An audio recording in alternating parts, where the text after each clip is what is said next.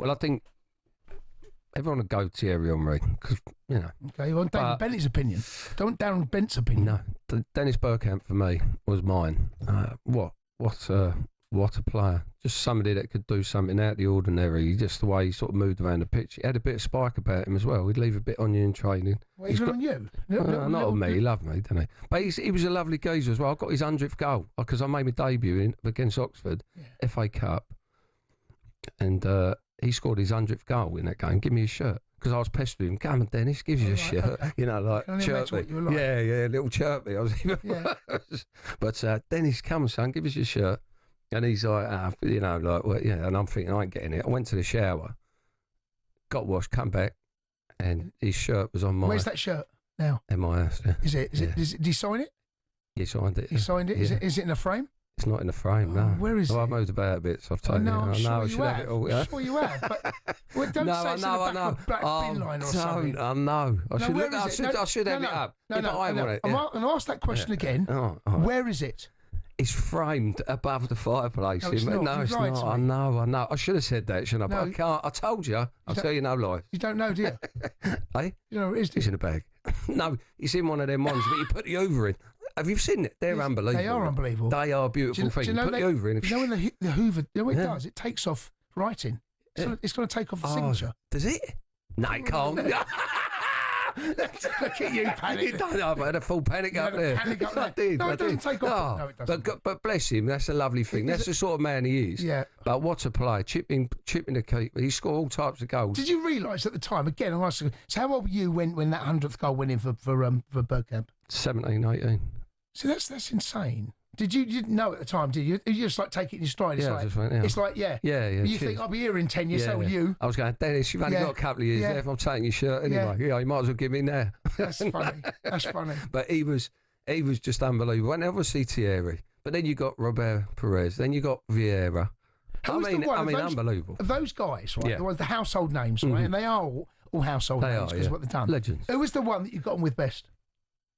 Probably Ray Parlour. Yeah, everyone gets on with him. Everyone gets on with him. You can't help but love him, can you? No, you can't. He's a beautiful man. But he used to get he was the energy around the building, you know, bring everyone together.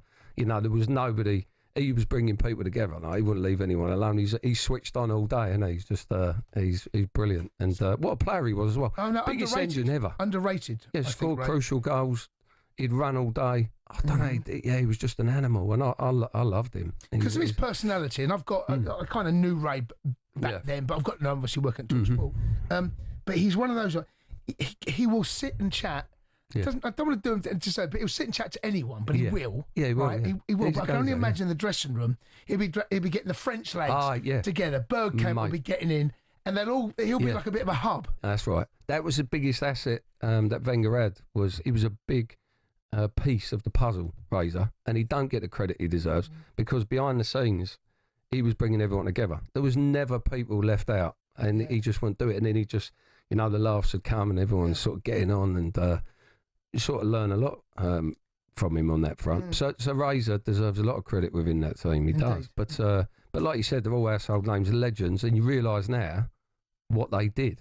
I mean, I played my small part, but still an Invincible. It's still Invincible. It's in my script. I know. It's in the script. If it's in the script, to be fair, in the WhatsApp group, Bentley put in block caps, make sure you introduce me as an Invincible, right? Oh, yeah. So I feel bullied into it a little bit. Who was the lad that wasn't quite, I mean, I don't want you, you know, is there any one you go, I wouldn't, no.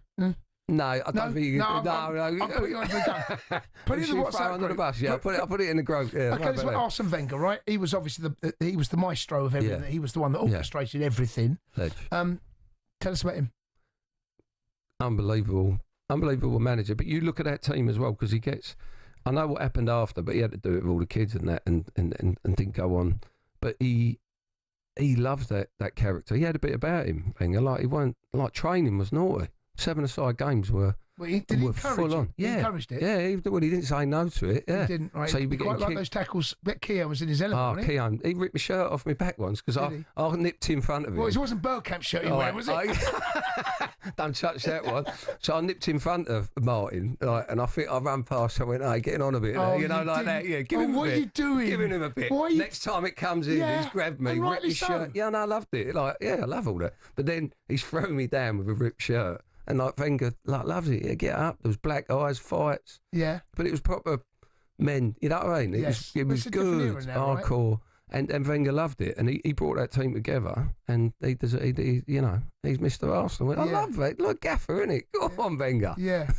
Who was in your age group? Who was kind of just below you? And where was Ash? Ash was in that team. Well, Ash was probably. Ash was in the team. Who else was in around there? Fabregas? Fabregas. I made my full debut with him. Wolves at home. Yeah.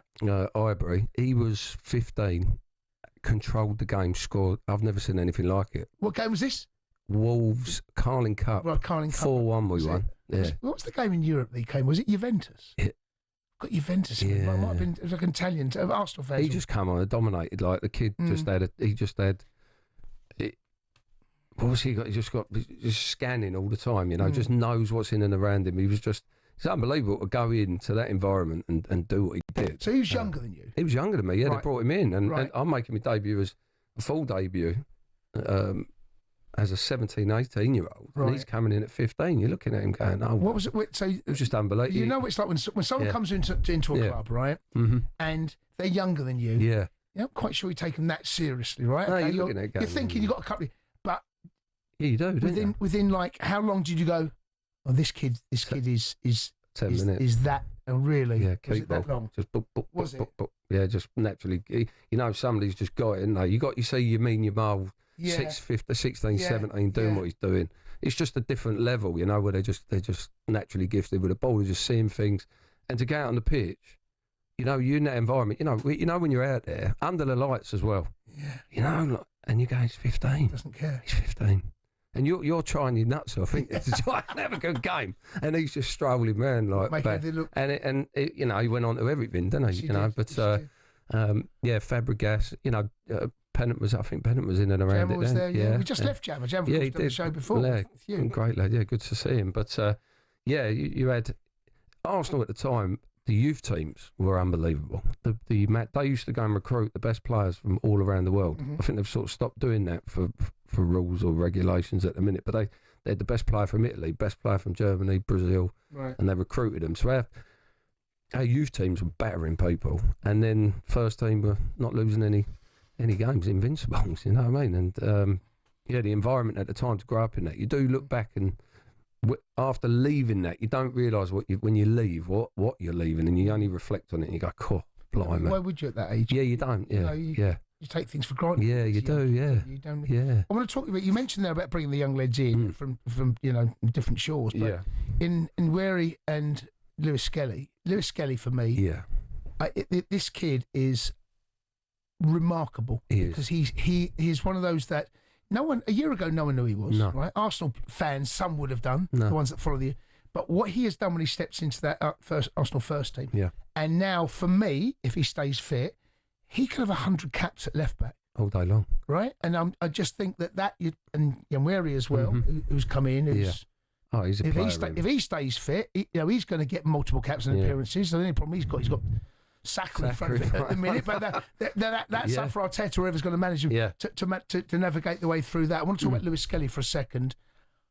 He's just physical. I mean, he's got the lot, the kid. He has got the lot. But his physicality at his age, to be able to do that and dominate other players, the way he just sticks himself into people and just bounces off them, and he demands the ball. He's just got that no fear. Like, I'm here, I'm staying, and this is me. And that's what they do, don't they? But like great players, they sort of step in and just say, "Yeah, I'm here. I'm comfortable here. This is where I belong."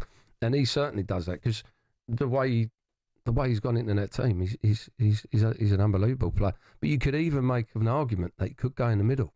Well, that's a very good point, because I felt in that first leg against PSG, I thought he missed a trick, Arteta. Yeah, that he could have moved Timber to left back, I thought exactly the same. Yeah, bring on Ben White and put Lewis-Skelly into the middle of the park. He wouldn't have had a problem. Declan Rice further up. Yeah. And I think, who was playing? Who would I take? I'd put Marino higher. I'd put Trossard. Yeah. That's the move that I think they're looking back to make an impact to get the best out of Declan Rice. Yeah. And Lewis-Skelly steps in the midfield now. He won't have a problem. He's like a Patrick Vieira or like a high praise. But someone of that ability, bring the ball under in his spell and use the physicalities. Yeah. He'll have no problem in there because normally, man, people who play out wide when they're younger, they put you out wide or put you left back because in the middle you got more responsibility. Like there's more stuff that can happen down in the middle and obviously dictating the game. But he could go in there and because of his physical capabilities, there's potential for him to go in the middle. And like you said, Declan Rice has got to be further up the pitch. Yeah. He's wasted in that sort of area. It's not the best type of he needs to be like bombing forward. Yeah. And Skelly, he could do that and dominate people, and there's nobody going to dominate him. No, physically. No. I'll tell you what he does well. He'll have to learn a bit better at times because he's very good at waiting for the challenge, buying the challenge and going down. Yeah. But it's still... I'd like especially one physically like him, to be a little bit more responsible on the ball. Don't wait for it because there'll be a day where someone bumps you and the ref ain't going to give it. No. That's what my concern is. But no, you're absolutely right. David Bentley, Invincible. 21 years ago today, Arsenal were crowned Invincibles. The Sports Bar with Jamie O'Hara and Jason Cundy. Monday to Thursday nights from 10 on AM, on DAB, via the talkSPORT app and on your smart speaker. talkSPORT.